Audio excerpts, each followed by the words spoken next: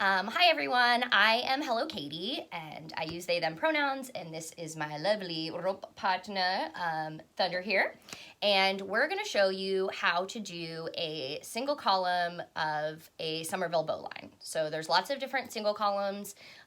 Basically, the concept of a single column is that it's just one cuff that is together, that's evenly tensioned, and has a finishing knot that does not collapse when you tie it together.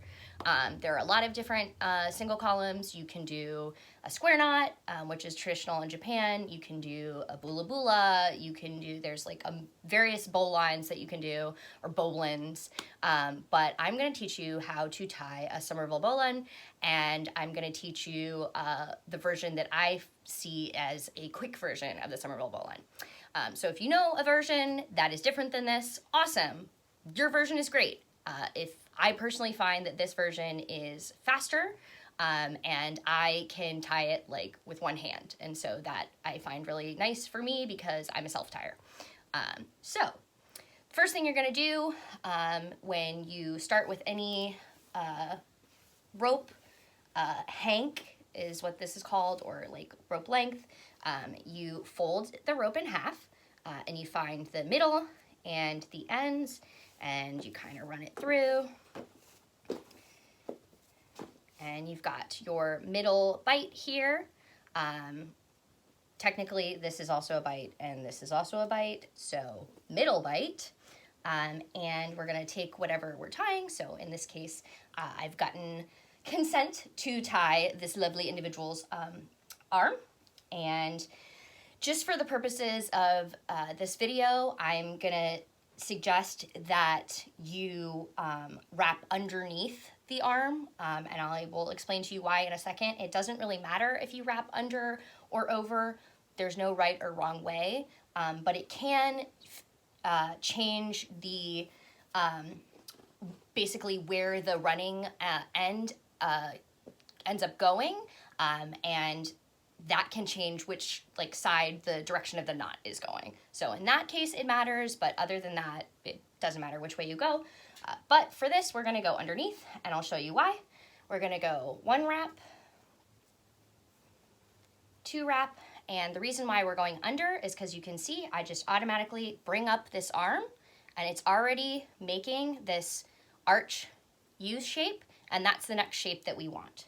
So I've got my bite here, I've got my one column in the middle, and then I've got my running end here that I've turned into an arch, okay?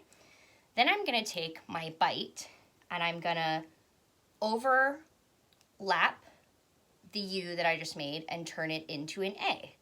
You can see this A shape with the line across. Then I'm going to hold on to all of these lines.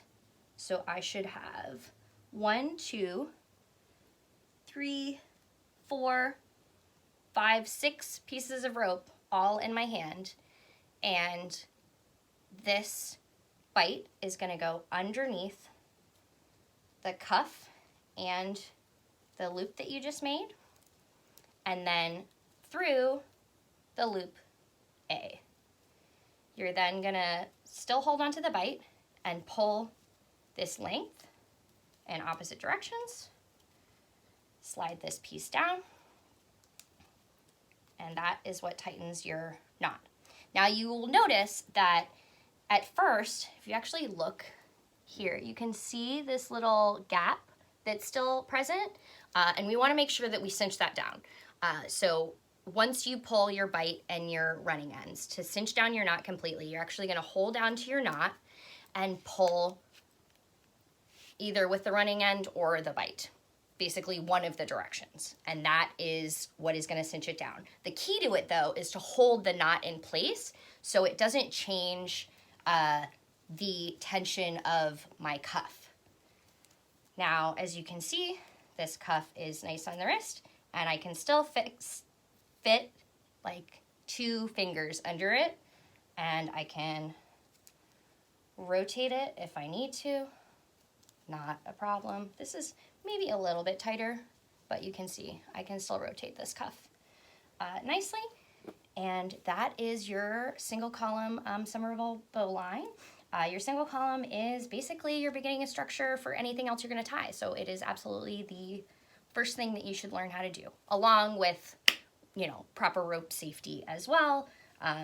Just talking about on our wrist here, the reason why you want to have 1 to 2 fingers and be able to rotate the cuff is obviously we have a lot of nerves that run along our wrist here, both here, here, here, like all around the wrist basically. But your two like main areas that you need to watch out for are like this section right here, this section right here on the wrist, and this section right here on the wrist.